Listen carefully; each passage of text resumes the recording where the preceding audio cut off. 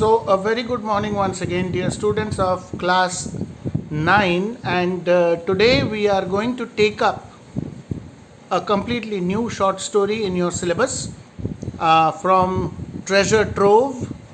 And this time we are going to do the short story A Horse and Two Goats. So, let's try to see who wrote this short story and what we can gather about this short story first. So on your screen you can see the portrait, or rather the photograph, the black and white photograph of the author, and the author is R.K. Narayan, and he is a very famous Indian author, and he is the author of Malgudi Days. And Malgudi was a fictitious town or township or a small village, you could say, during the time of British Raj in India. And the stories, his stories in different episodes are based on Malgudi, but it does not really exist. And this short story which we are going to do is a part of the novel or the collection of episodes of Malgudi Days. So this story is also available in a short film version, which I will be sharing with you later. First, let us have a look at what this story contains. And before that, let's know a little bit about R.K. Narayan. So on your screen, now you can see something about A Horse and Two Goats. R.K. Narayan, born 1906 and died 2001, not very long ago, just about 19 years ago. A Horse and Two Goats is a short story by R.K. Narayan set in one of the tiniest villages in India, and the name of this village is Kritam. The main part of the story is presented to the readers in the form of a comic and humorous dialogue between Muni, a Tamil-speaking poor villager, and an English-speaking businessman from New York. So the two men, they try to communicate with each other but cannot understand each other because of the lack of knowledge of each other's language and culture. It is with their troubled communication that R.K. Narayan has tried to explore the conflicts between rich and poor, as well as between Indian and Western culture. So about the author, his full name is given here, R.K. Narayan, that is Rasipuram Krishna Swami Narayan. He was born in Chennai, Tamil Nadu on October 10th, 1906.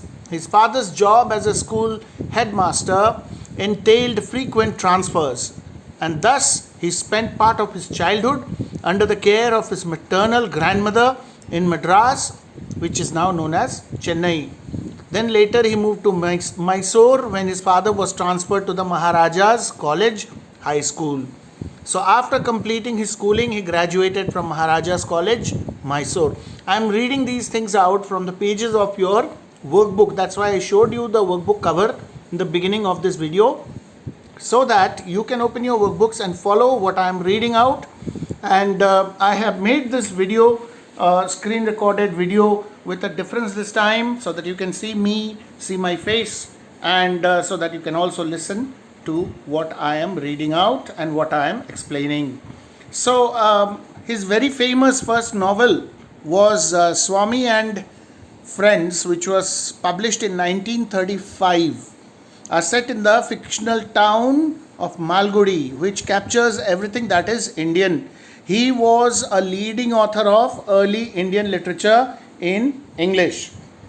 So his works, Swami and Friends, 1935, and then you have his first collection of short stories, Malgudi Days, which was published in November 1942. And why is 1942 important in Indian history? Those who are students of history, you know very well that the Quit India movement against the British Raj was initiated in 1942.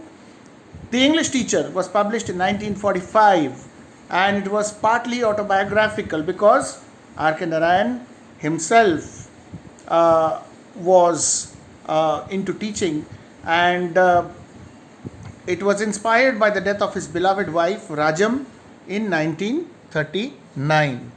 The novel focused on a teacher's struggle to cope with the death of his wife, where autobiographical element lies in the fact that R.K. Narayan himself was a teacher, and teachers, as you know, are always very poor people.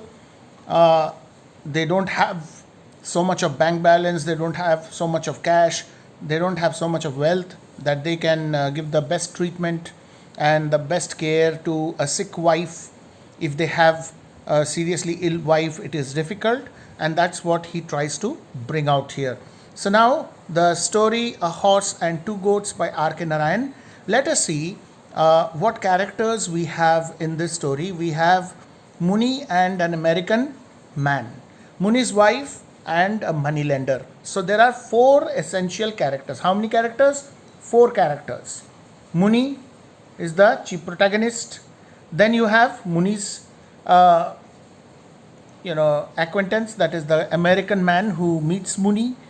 Then Muni's wife, of course, she is a dominating personality in Muni's life, and then a moneylender. Okay, so now let's see the setting of the story. The village of Kritam, or what it means in Tamil language, Kritam means crown. So this village, from nowhere does it look like a crown, but it is named as Kritam, which in Tamil means crown. And then the theme. See, there are several diverse themes in this story.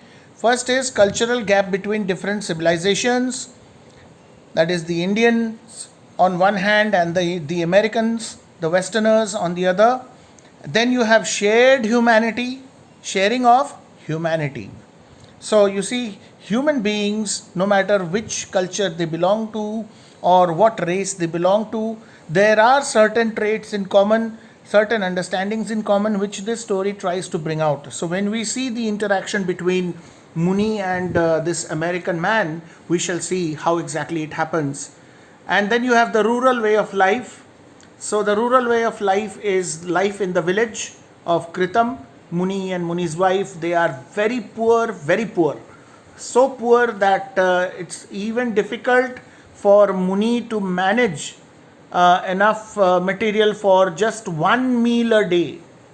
You can understand how poor they are. One meal a day is also a kind of luxury for Muni and Muni's wife. And Muni takes his goats. You can see the heads of two goats shown here on your screen. He has two goats with him now. There was a time when he had many, but now he is left with only two goats. He loves them. He does not have children of his own, though he talks about his daughter in the story, but he does not really seem to have any children of his own. And poor Muni and Muni's wife, they somehow manage to live in poverty and misery. And then we have a communication through miscommunication. So what is communication through miscommunication? That refers to the conversation that takes place between Muni and this American man. The American is talking about something which Muni does not understand, and then Muni goes on to talk about something which the American does not understand, but both of them somehow communicate. And this miscommunication between the two of them creates a lot of confusion and adds to the humor or the element of humor in the short story.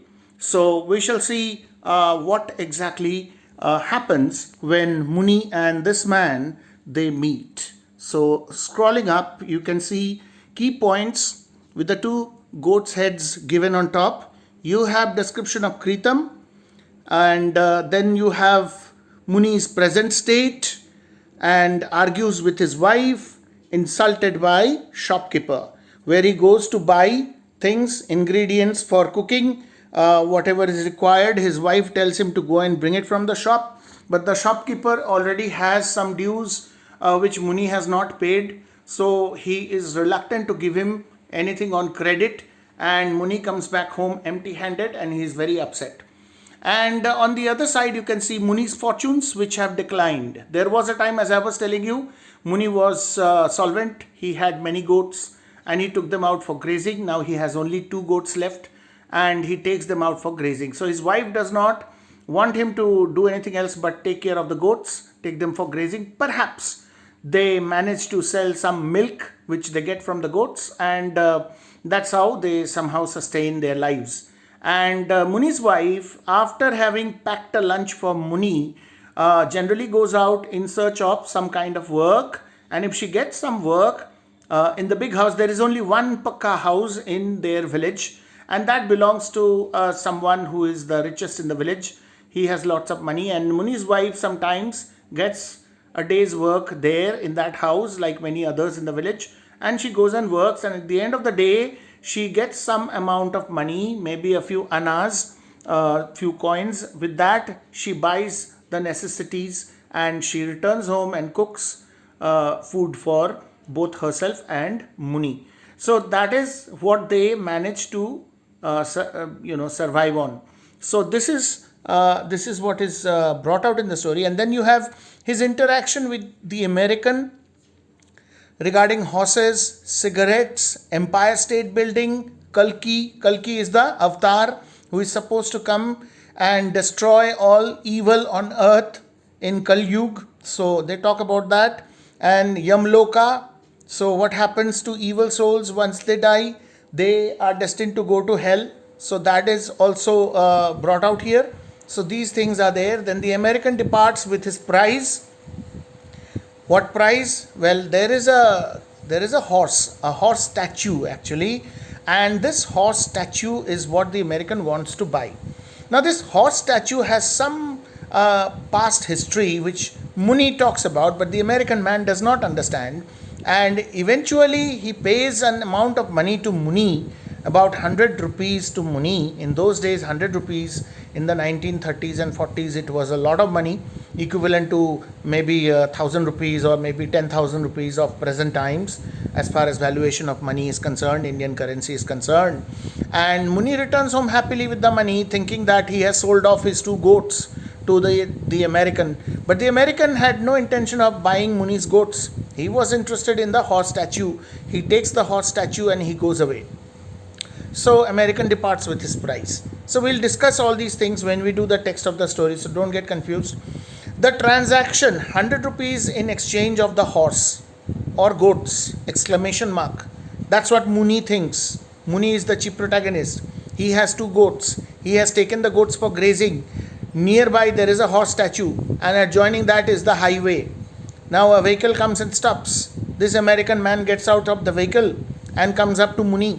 He needs some fuel. His vehicle has run out of fuel. And then, well, he sees the horse statue and he starts talking to Muni about it, thinking that Muni owns the statue because Muni was sitting under the shade of the statue. And then he offers him 100 rupees, takes the statue and removes it from its pedestal. It is mounted on a pedestal and then goes away. And Muni, on the other hand, returns home with the 100 rupees, leaving his goats behind, thinking that the American man has taken his goats and has given him 100 rupees, and he is very happy.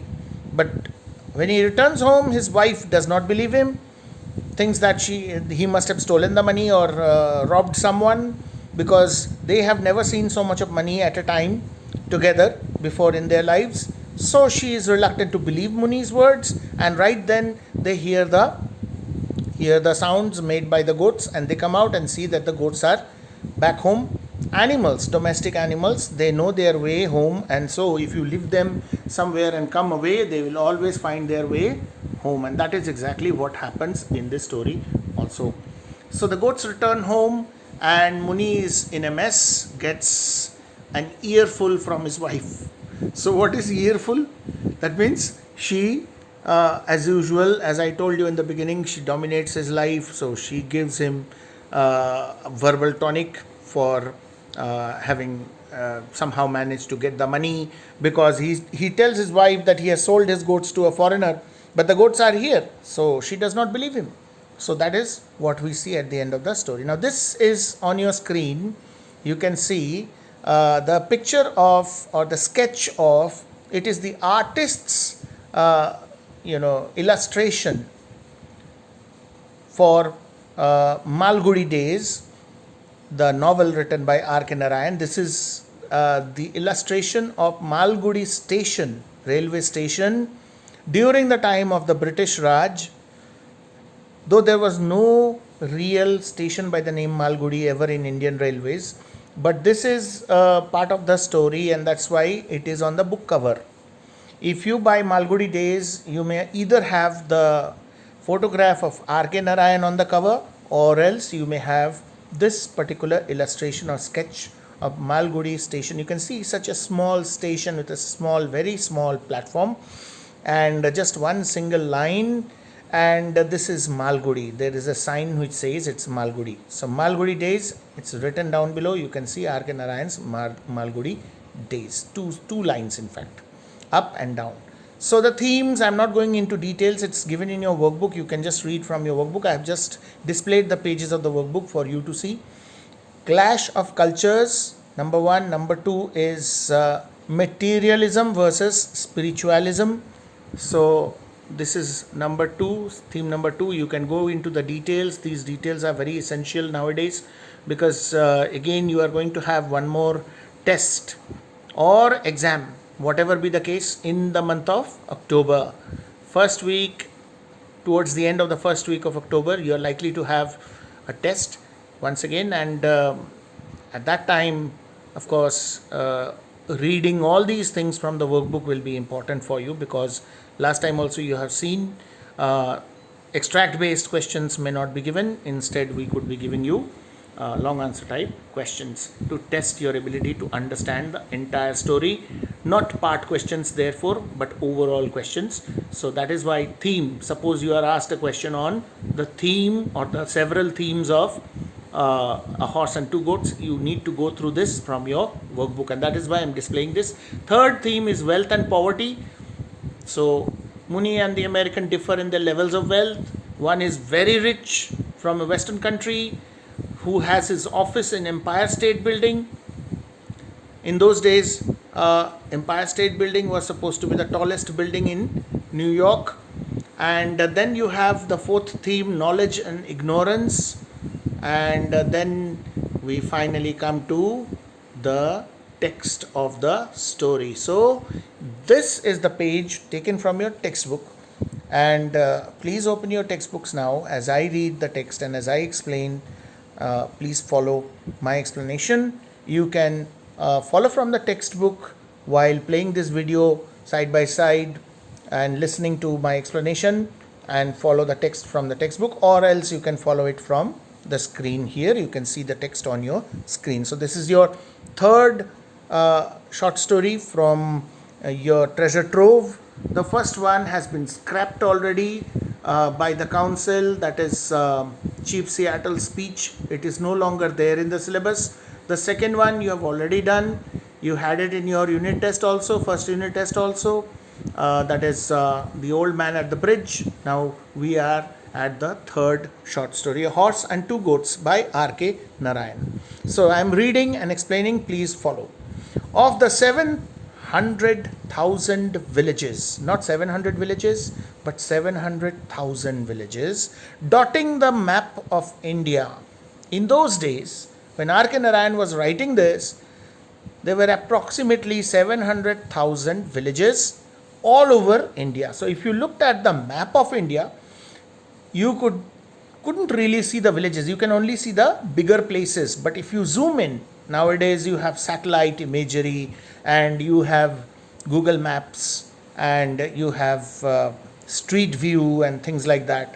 So by means of all such modern techniques, if you zoom in, you can definitely see the villages also in India. But then in those times, it is just an approximation. 700,000 villages dotting the map of India. Kritam was probably the tiniest. Of all these thousands of villages, Kritam in Tamil Nadu was perhaps the smallest village. Indicated on the district survey map. You know what survey maps are. You will be doing topographical maps or survey maps of India as part of your geography syllabus in classes 9 and 10. So you will get a better idea when you do in geography. but the district survey map is a much detailed map of a particular district, and this map is very useful for the district headquarters and for the district magistrate's office. So in the district survey map, it is indicated by a microscopic dot. It is indicated by such a small dot that you need to see it almost with a microscope. Now I have to see the letterings on the screen by means of my specs. And if you have to see Kritam on the survey map, then you need a microscope. So you can well understand how difficult it is to locate Kritam in the map of India. But its size did not prevent its giving itself the grandiose name Kritam, which meant in Tamil coronet or crown. So the meaning of Kritam was coronet or crown. So it was, in what way it was the crown of India, we don't know. But the name was coronet or crown. In Tamil, Kritam means coronet or crown on the brow of this subcontinent, Indian subcontinent. The village consisted of less than 30 houses, only one of them built with brick and cement, painted a brilliant yellow and blue all over with gorgeous carvings of gods and gargoyles on its balustrade. So you see, the village had less than 30 houses. That means it was a very small village. And there was only one house, which I told you in the beginning also, which was built with brick and cement, Pakka house. Now this house was painted bright yellow and blue. So there was a combination of two colors, and then there were beautiful carvings, okay, of different gods and goddesses, and even demons, gargoyles, okay, so monstrous creatures, things like that, all over it, especially above the doorways or on the top of pillars, things like that. It was known as the big house. So in the village, everybody referred to that house as the big house, because it was a rich man's house and it was referred to as the big house.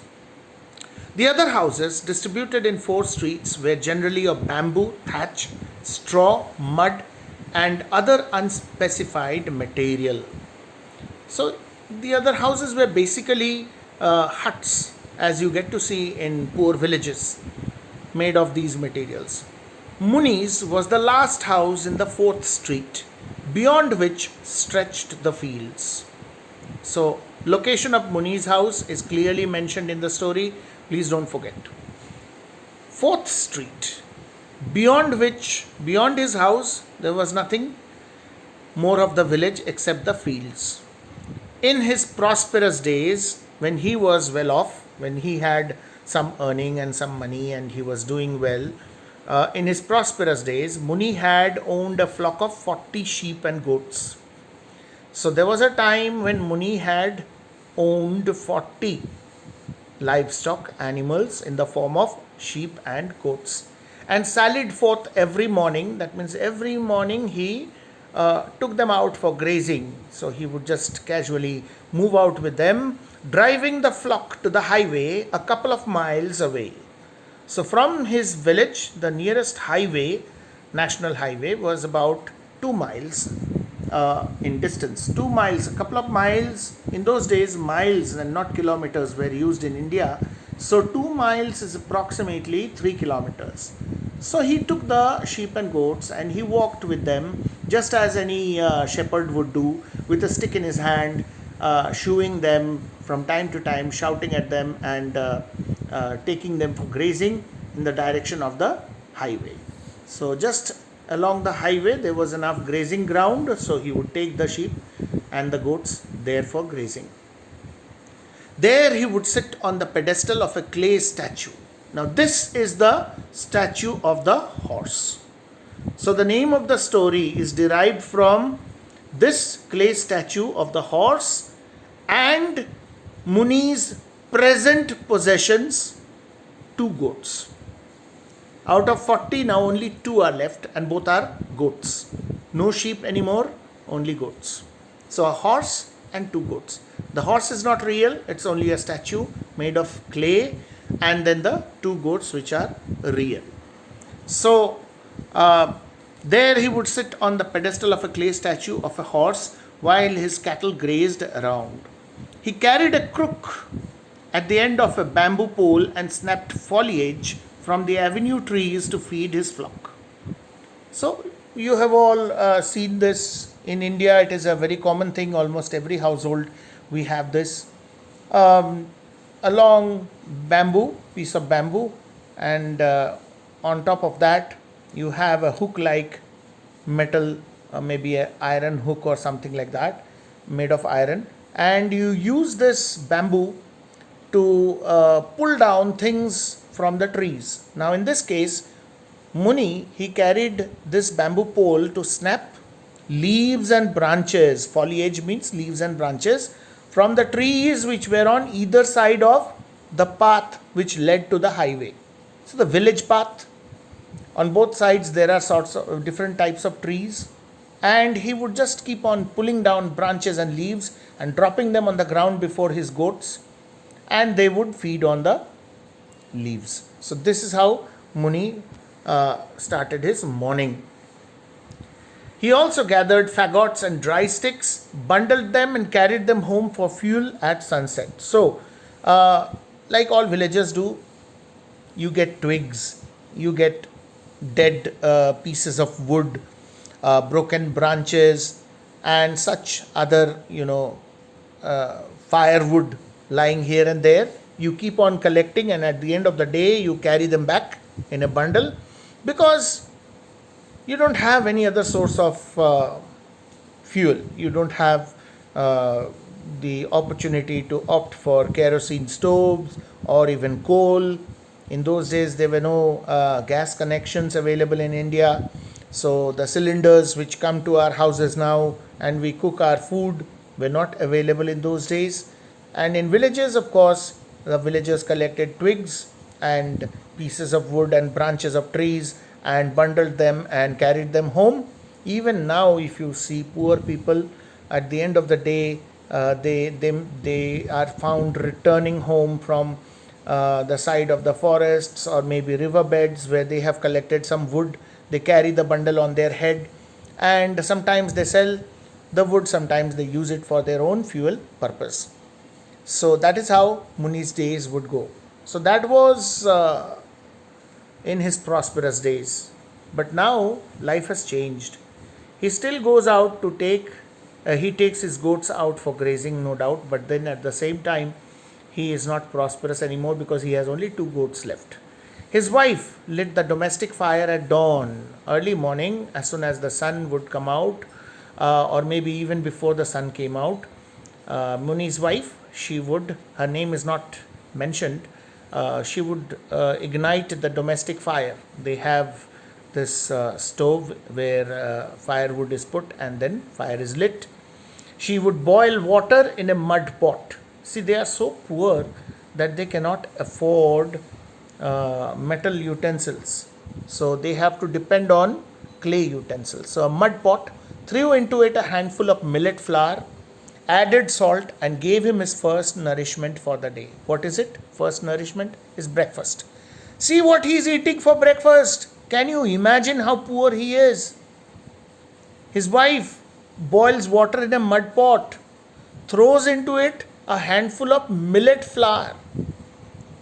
Millet, just as wheat flour, similarly millet flour, just a handful, and then a pinch of salt, stirs it up, becomes like a soup, and gives him.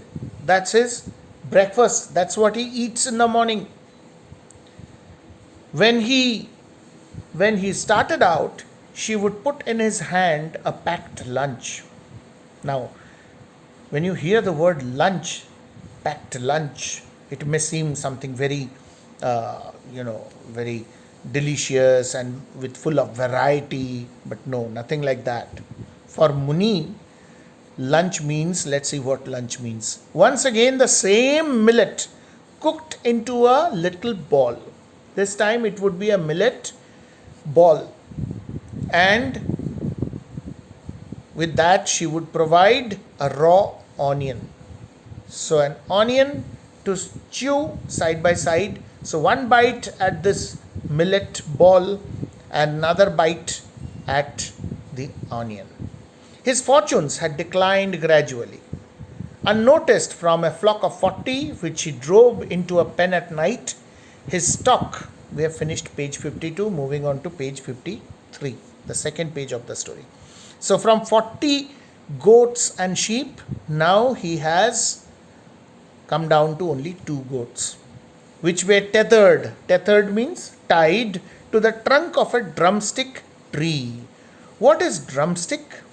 It's a kind of vegetable which grows in trees, long and straight, and these are very commonly found in India, almost in every state of India, and is commonly consumed. So I will show you separately the picture of a drumstick tree with drumsticks on it. You can have a look and then you will realize what it is. So he would tie the goats to the trunk of a drumstick tree which grew in front of his hut, and from which occasionally Muni could shake down drumsticks. This morning he got 6. So Muni is old. He cannot climb the tree to pluck those drumsticks, those vegetables from the tree. So he shakes the tree. The drumstick tree is actually very slender, very thin, and very flexible also. It does not become thick like other bigger trees. So it's easier to hold and shake, and that's what Muni does. And then a few drumsticks fall from the tree, the weaker ones, they fall down, and this morning he got 6. He carried them in a sense, with a sense of triumph, as if he has won a victory. Although no one could say precisely who owned the tree, it was his, because he lived in its shadow. So Muni considered that this tree belonged to him, because his hut, poor hut, was located just adjacent to this tree, under the shadow of this tree. So he had a claim on this tree, as if the tree belonged to him. And so he enjoyed whatever he got from this tree. And in any case, in this village where he lived, nobody came to dispute the ownership of the tree with him. So for Muni, it was an easy, ownership. His wife said, "If you were content with the drumstick leaves alone, I could boil and salt some for you." Now see, they are so poor that they even resort to eating the leaves of the tree. Muni's wife would very often boil some of the leaves taken from this tree with a pinch of salt in the mud pot and then give it to him. So Muni was accustomed to having that kind of food. So his wife is talking about that. "Oh, I am tired of eating those leaves." Says who? Says Muni. Muni is tired of eating the leaves and the leaf soup. "I have a craving to chew the drumstick out of sauce, I tell you." So Muni wants to chew on the drumsticks out of sauce. So it has to be made into a kind of curry with a gravy in it. Sauce here refers to the gravy. And then he wants to, take out a piece of drumstick, that vegetable which is called drumstick, after it is cooked, and put into his mouth, chew it and enjoy and relish the taste. So he wants to eat like that, because he is sick and tired of having the same kind of boiled food always. And see Muni's wife's reaction. "You have only 4 teeth in your jaw, but your craving is for big things.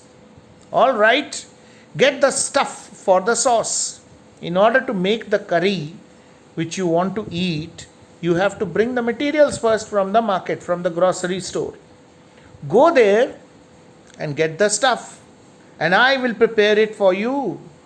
After all, next year you may not be alive to ask for anything. So who knows, you are already old enough to die." See, the wife is a very straightforward person, and she does not try to hide the facts. She simply, bluntly says this to Muni at his face. I will do it for you. Get me the stuff because I'll satisfy your desires. Because next year you may not be there. You may not be asking me for this kind of food. So I'll do it for you. Go and get the things first from the market, or rather from the grocery store. Go and get it and I will cook for you. First get me all the stuff, including a measure of rice or millet. Little bit of rice or millet is required. And I will satisfy your unholy craving. Being a poor person with no money, you have desires which are really unholy. Doesn't suit you at all. Anyway, go and get the things. Our store is empty today, meaning to say, I don't have enough material required for cooking whatever you are asking for at home today. I don't have the material available at home today. So you have to go and get it from the market. Go and get it and I will cook for you. Dal, chili, curry leaves, mustard, coriander, gingerly oil and one large potato. I need all these things. Go and get. Go out and get all this. He repeated the list after her in order not to miss any item. Now there are so many items and husband is going to get it from the shop. And every time the husband has the tendency to forget one thing or the other. It happens with all husbands. And Muni is no exception. And that's why he tries to repeat the names of the items required. Because he knows that if he misses out on something, then the food cannot be cooked the way he wants it. And then he walked off to the shop in the 3rd street. So he lives in the 4th street and then there is a 3rd street adjoining his street. So he goes there.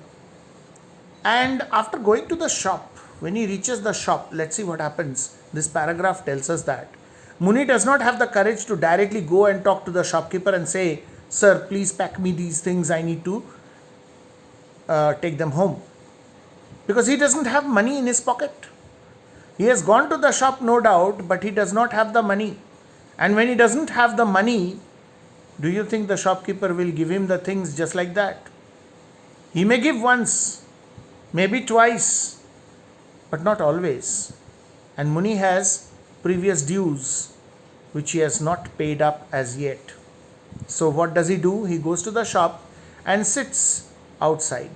Muni sat patiently on an upturned packing case below the platform of the shop. The shopman paid no attention to him. Muni kept clearing his throat, coughing and sneezing until the shopman could not stand it anymore and demanded, "What ails you? What is your problem? Are you sick or what? You will fly off that seat into the gutter if you sneeze so hard, young man." Why do you think Muni was sneezing and coughing again and again? Did he really have a cold? No. He was trying to draw the attention of the shopkeeper without directly approaching him or talking to him, hoping that the shopkeeper would take notice of him and ask him, "What do you want?" This is precisely what he was wanting, and finally he is successful. Muni laughed inordinately in order to please the shopman at being called young man. See, this man, shopkeeper, has jokingly called him young man. Muni is not young, he is an old man. So Muni laughs. This completely won the shopman over. Because Muni laughed at his joke, the shopkeeper was happy. So this was a positive sign for Muni. Now he could venture to ask for something without paying money.